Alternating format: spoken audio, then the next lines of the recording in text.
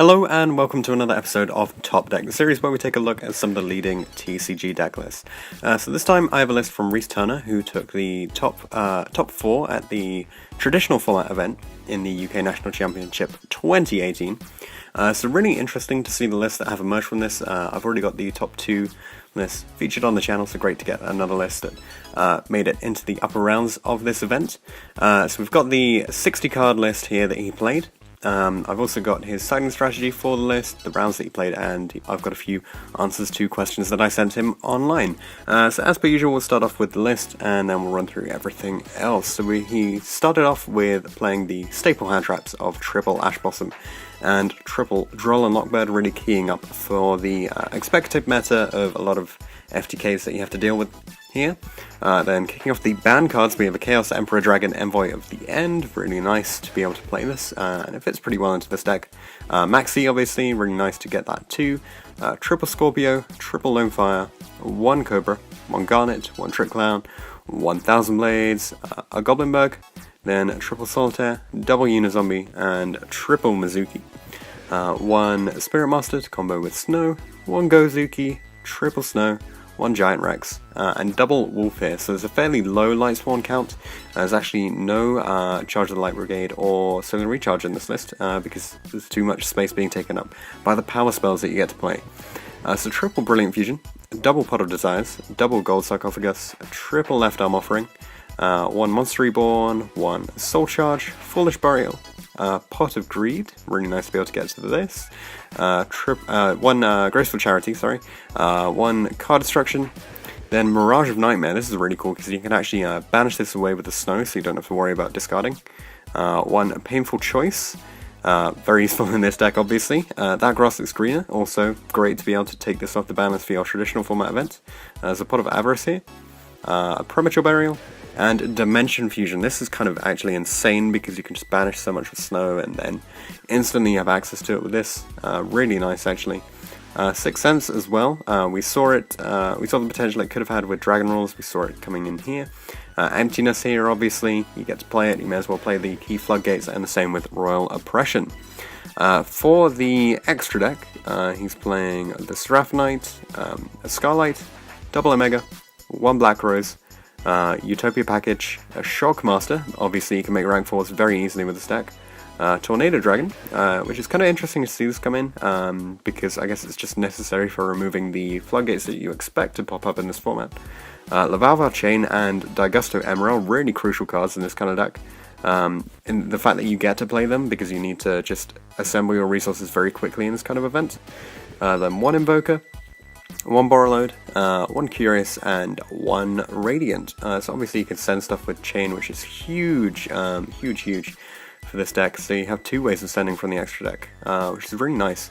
Then for the side deck, triple Gamma Seal, no Sphere modes in here, triple Twisters, 1 Exciton, 1 Dweller, 1 Feather Duster, 1 Heavy Storm, 1 Cold Wave, 1 Raigeki, Snatch Steel, Change of Heart, and Delinquent Duo. So that's for the list itself. Let's take a look at the siding strategy. So obviously you don't really know what you're going to be going up against. You have to sort of assemble some idea of what you could be facing in this kind of meta. So the side deck is really geared up just to put in power cards that you think might be relevant for particular matchups. So we'll take a look at the siding that he brought up specifically for this video and came up during the event. So first off with True Draco, when you're going first, he's putting in obviously the Dweller, the Exciton, because it's great to be able to make this at pretty much any point. Delinquent Duo is obviously huge when you go first, and triple Twisters. Then taking out Omega Scarlight, Vanities, Emptiness, Royal Oppression, Maxi, and Pot of Avarice. So I think Avarice was one of the things he mentioned is underperforming a bit. Obviously Maxi doesn't do anything, and you don't really need those floodgates in particular. They don't really do much in this particular matchup.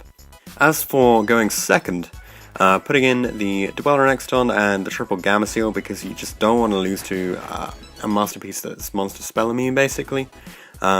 Taking out Omega Scarlight, Vanities, Royal Oppression, and Maxi again. Obviously Maxi does nothing here in that particular matchup.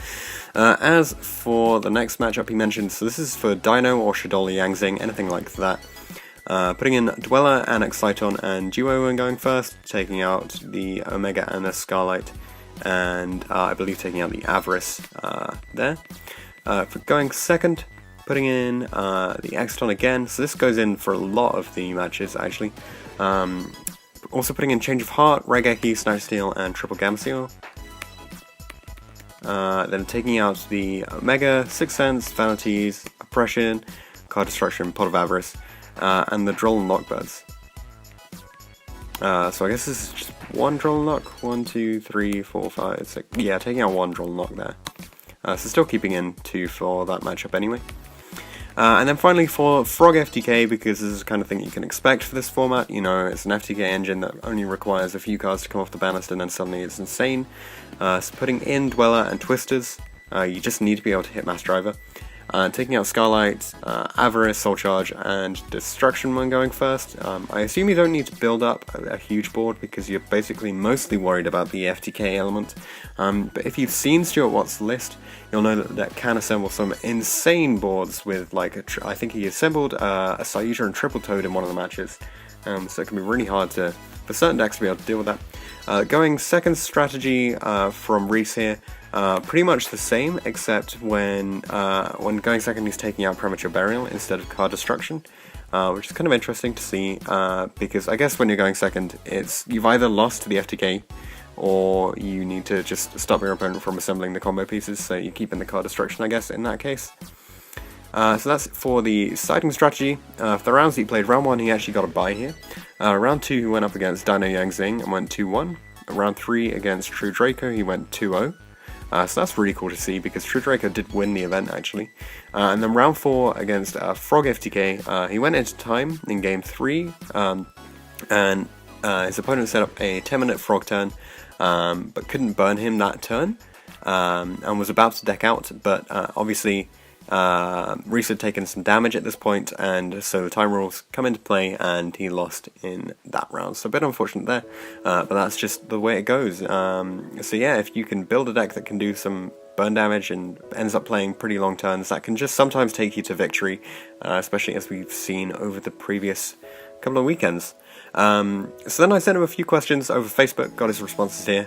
So first off, I asked him about the event. He said it was really fun. He was misinformed and had very little time to prepare, but the round 1 bye meant that he could get a little bit more focused before going into play things properly. I asked him why he chose to play this particular list, or well, a 60 card list in general, because we've seen a lot of FTK lists floating around, and obviously this doesn't do that. He said he wanted to play more ban cards than anyone else. Plus, a lot of the ban cards are searchable with Left Arm Offering, which is something that most decks don't play. He didn't know what he would be going against, so he wanted something versatile, and seeing that JY could top with 60 cards across so many formats, it seemed like a good idea. Also, one of the original ideas was to use the plant play to make Curious to send something like Vanities, then make Nightmare Griffin to set it, but right up to the event, he had 14 side cards and 14 extra deck cards, and not knowing what was supposed to be there, he wrote Scarlight and Delinquent Duo instead of the Griffin there, so a bit unfortunate with that. Next time he'll be running the Griffin, being able to get off those combos. So yeah, you can see that there's a Dimension Fusion in the deck, which is a really cool idea, especially alongside Snow and Left Arm Offering, but he didn't play Return from the Different Dimension. He said it was originally an option, but he found that he was missing Soul Charge, which I guess was the thing that he'd switched for them, and Soul Charge is a little bit easier to set up than the Different Dimension. And can be really good late game for your left arm because you just set up the board in your own turn and suddenly you win. However, realistically, he says that he could have dropped Premature Burial or Pot of Avarice for it.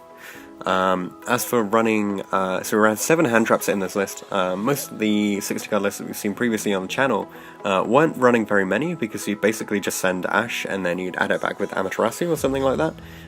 He says he's done a lot of theory on hand traps for the main event, and he only wanted to run what would be impactful enough in an event where he didn't know what he was going against, but everyone was going to be running a lot of ban cards for pluses. So with these Ash Blossoms and Droll Knockbirds really hit a lot of the cards that allow people to plus because they're obviously playing all the ban cards, so that's why he decided to go with those.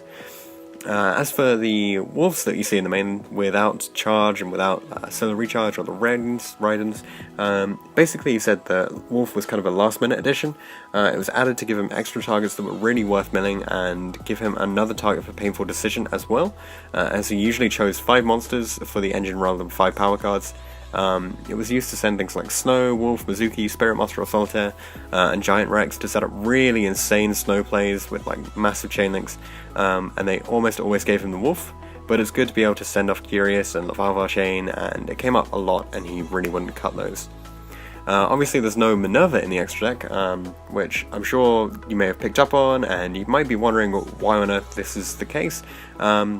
He said it was an option, but he was really convinced to run Emerald instead because it can shuffle back the banned monsters so that you get an additional use out of them.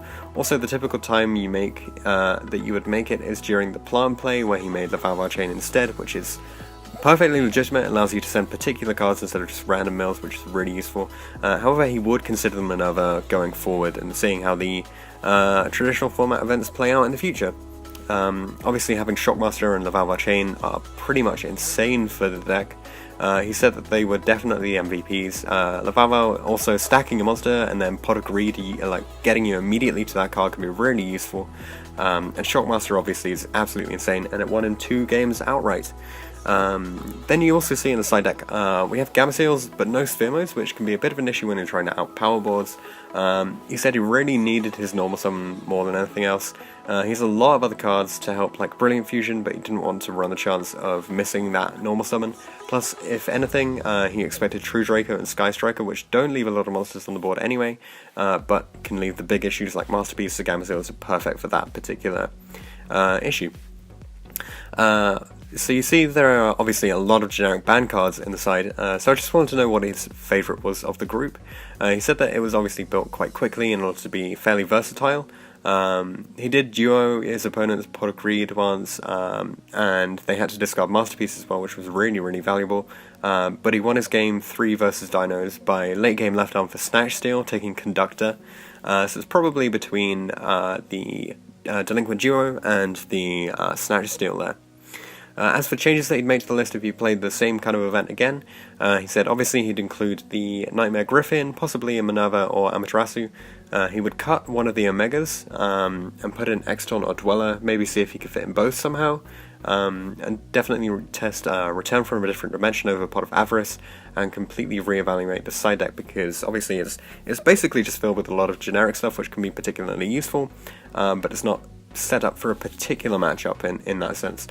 He would also side Imperial Order for the Griffin play, and would like to get a hold of 3 copies of Magical Ref Panel. As for shoutouts from Rhys, he wants to make shoutouts to Wayne Abdul for going through the theory with him, and Danny Stockton for English Ashes, and then everyone from Portsmouth and Southampton at Nerdworld. So congratulations with your semi-final list, Rhys. You did a really solid job at this event. Obviously it's basically a blind format when you went into it, and it's really cool to see some of the lists that have emerged out of it. Great to see a 60 card list come on, because obviously you have access to the That Grass Looks Greener, which is really cool, and there are absolutely definitely some crazy insane plays that you can make with this kind of list. The ability to put out things like Shockmaster, the ability to set up your Snow with the Lavalvar Chain and Painful Decision, that's really awesome. So great to see, and good luck to you in future events. Thanks for watching this episode of Top Deck. If you have any comments or suggestions that you would like to make, leave them in the comment section down below. Check out the description for details of how you can get involved in this series. You can enter by voice interview, or instead you could just send all of your information over Facebook Messenger. Anything like that will be absolutely fine. If you want to see anything in particular from the upcoming series, then be sure to get in touch, and I'll see you guys in the next video.